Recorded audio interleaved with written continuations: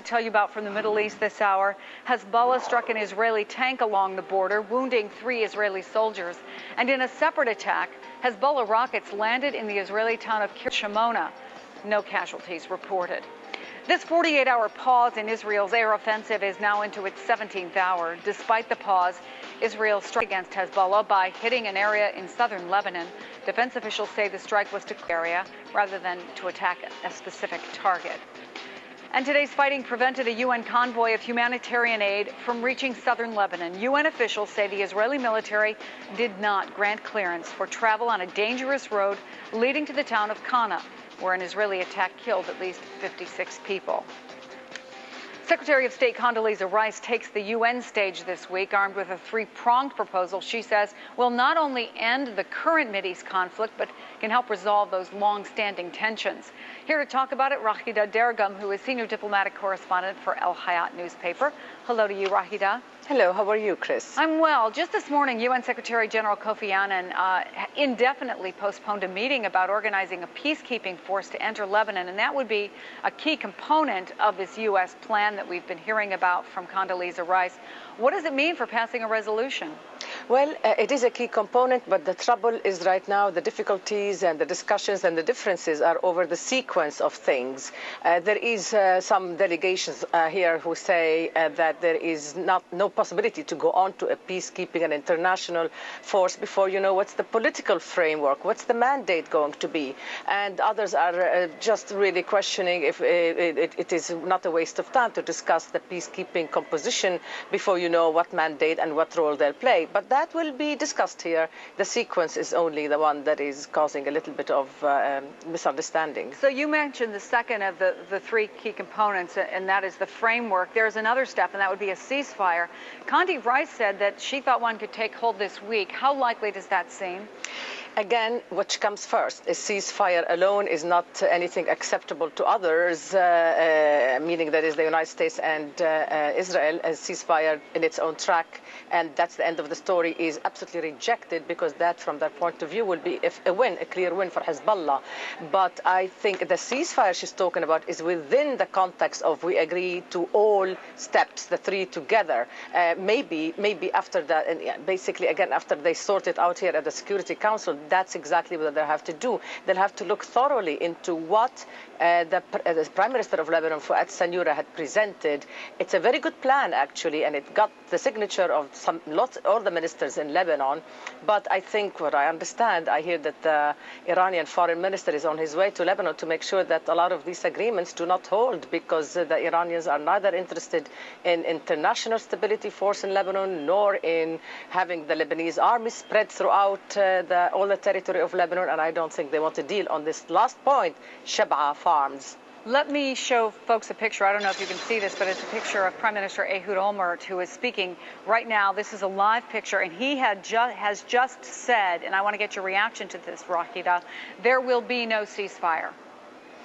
Well, he says Israel is continuing to fight. Your reaction? Well, I tell you, forgive me, I have to be quite blunt about that. If you want to be a bully and know what you're doing, just don't go in and, beat up on the innocent civilians. The Israelis went in quite unprepared, I'd say, because, look, for the moment, it looks like Hezbollah is winning.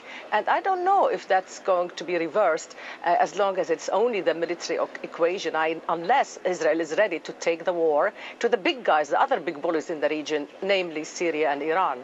There are some indications that within Israel, public opinion is starting to shift slightly. There are growing concerns. Clearly, the U.S. administration, which continues to back Israel, is feeling some of the heat. But can the United Nations really do anything? There's Ehud Olmert standing there on the same day we're hearing from Condi Rice and Kofi Annan saying there will be no ceasefire.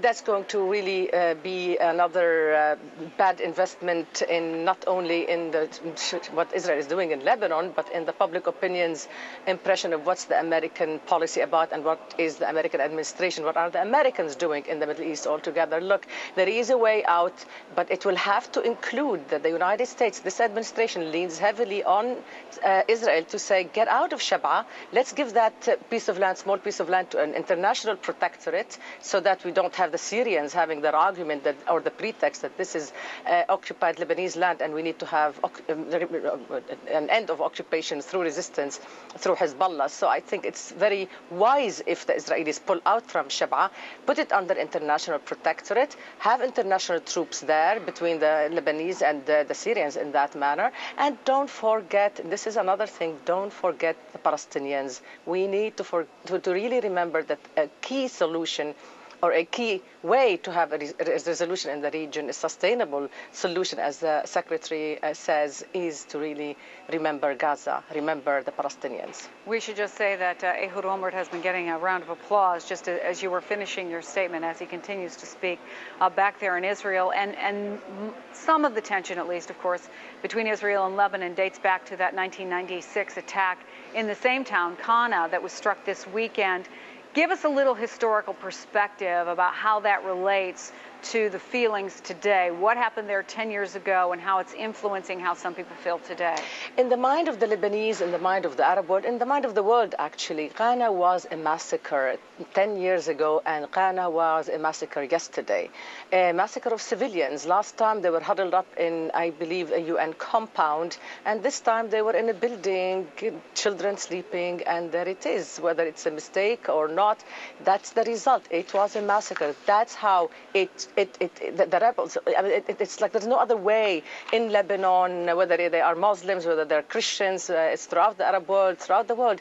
You look at these children and you say it's a massacre by the Israelis. And that is another problem. The Israelis are making too many mistakes to the effect that something is wrong with a third of the victims of this last war are children. I mean, there is no explanation for that, and even though Ghana is become now a symbol, the trouble is that the other symbol, that a sustained symbol, is that there is a